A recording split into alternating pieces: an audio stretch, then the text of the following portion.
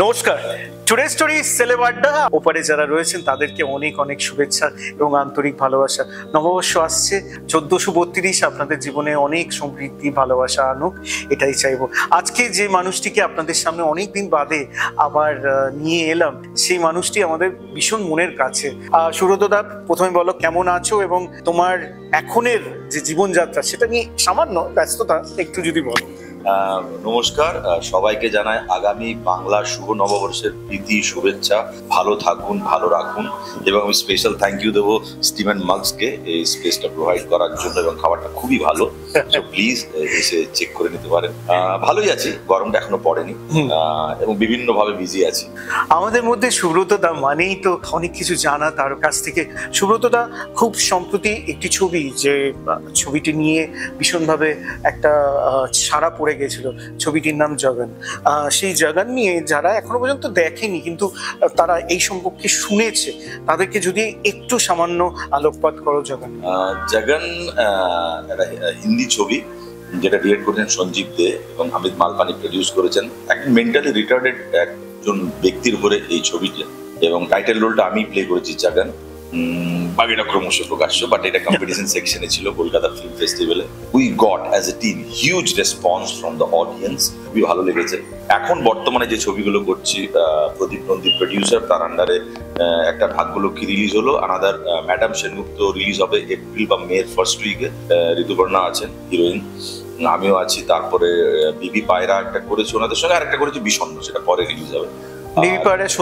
স্বস্তিকা পাউলি, আর এতে আছেন পায়েল সরকার বিষণ্ণতে, এবং রক্তবিষ্ণু করছি। আর একটা হিন্দি ছবি করছি যার নাম হলো গিয়ে হীরা, যেটাতে মুমতাজ রয়েছে। বেসিক্যালি আমার আত্মাটা রয়েছে বেঙ্গলে, কিন্তু আমার শরীরটা বেশিরভাগ সময় থাকে মুম্বাইতে, সমুদ্রের ধারে, এটা গঙ্গার ধারে। সত্যি, মুম্বাই আরব সাগর থেকে শুরু করে আমাদের গঙ্গা, দুটোই এখন সুব্রতদার জীবনের অঙ্গাঙ্গি ভাবে জড়িয়ে। সুব্রতদা, বর্তমানে সিলেকশন যে প্রসিডিওরটা, যারা পুরনো রয়েছে তারা তো তথাকথিত ভাবে সুযোগ পাচ্ছে তাদের ট্যালেন্ট দিয়ে। তাদের বর্তমানে যারা নতুন আসছে তাদেরকে আমরা দেখতে পাচ্ছি যে বিভিন্ন রকম সোশ্যাল মিডিয়াতে কিরকম তাদের ফলোয়ার যদি বেশি থাকে নিশ্চয়ই তারা সুযোগটা পেয়ে যাচ্ছে। সেই ফলোয়ারটার উপরে বেস করে প্রোডাকশন হাউস বা ডিরেক্টর সিলেকশন করছে। তুমি কি বলবে, এটা কি জায়গায় চলে যাচ্ছে?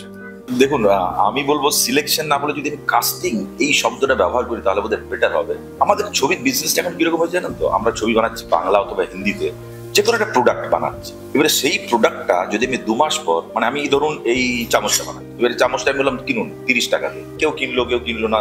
বেশিরভাগ লোক ভাবলো আর এই চামচটা 2 মাস 3 মাস পর আমি আমার বাড়িতে ফ্রিতে দিয়ে আসবো, তাহলে কেউ চামচটা কিনবে? ও তো জানে 2 মাস 3 মাস পর্যন্ত বাড়িতে ফ্রিতে পাবো, এবং যেটা অলরেডি পেড করা হয়ে গেছে। মানে সিনেমাটা আমি হলে গিয়ে দেখলাম না, 2-3 মাস পর আমার বাড়িতে যে কোনো একটা ওটিটি প্ল্যাটফর্মে আসবে, যে টাকাটা আমি ইয়ারলি পে করে রেখে দিয়েছি। বিজনেস এখন এই পর্যায়ে আছে, একটা জিনিস আমি 2 বার কি করে বিক্রি করবো? So you have to know the business. এখন সবাই বলছে যে লং শর্ট নিও না। আমেরিকার একটা লোক, আমারই বয়স অ্যাবাভ 50, সে 20 বছর ধরে হলিউডে স্ট্রাগল করছে, একদিন বাড়িতে খাবার বানায়, পুরো খাবারটা বাইরের থেকে আসতো। মানে ওখানে খাবার বানানোর কোনো কনসেপ্ট নেই, একটা স্টুডিও অ্যাপার্টমেন্টে থাকে। তাহলে ওখানে যদি আমি বলি বিক্রি করবো, মানে আমি ডেজার্টে গিয়ে নিশ্চয়ই কম্বল বিক্রি করতে পারবো না, বা বরফ বিক্রি করতে পারবো না যদি এখানে। তো আমাদের ছবির বিজনেসটা হয়ে গেছে কি, মাল্টিপ্লেক্স বানানোটা সব থেকে বড় আমার মনে হয় কি একটা এমন একটা ডিসিশন হয়েছে, যেই জন্য যারা লুঙ্গি পরে রিক্সা চালায় বা অটো চালায় তাদের তো এন্ট্রি নেই, আমরা পুরো ক্লাস ডিফারেন্স করে দিয়েছি। এবারে যারা 600 টাকা দিয়ে টিকিট কিনতে পারে তাদের বাড়িতে তো 80 ইঞ্চির টিভি, রাইট, ওরা তো প্রজেকশনে ছবিটা দেখছে। সো এই জন্য ইন্ডাস্ট্রিটার এখন টালমাটাল অবস্থা। আসলে আমি যদি বাড়িতে সিনেমার পর্দার মতো একটা টিভি কিনে নিই এবং সেই ছবিটা আমি 2 মাস পর ফ্রিতে দেখতে পাই, আমি কেন পয়সা দিয়ে দেখতে যাবো? এবারে বলে অডিয়েন্স কারা, কেন ছবিগুলো হিট হচ্ছে? যে ছবিগুলো হিট হচ্ছে, যেগুলো মাল্টি ক্রোর্স একটা প্রজেক্ট, যেটা আমি বাড়িতে বসেও সেই সাউন্ডটা পাবো না, ভিজুয়ালটা পাবো না, সেই ছবিগুলো দেখছে।